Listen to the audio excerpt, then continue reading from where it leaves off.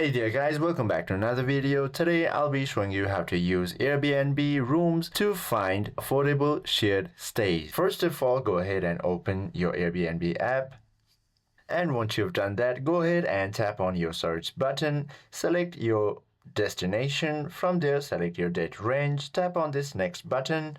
And once you've done this, you will find this specific filter button located at the top right. From there, scroll a little bit down and you will find the type of place option. All you have to do is go ahead and tap on this room option. From there, you can select your budget or your price range according to your choice. And once you've done so, go ahead and tap on this show option.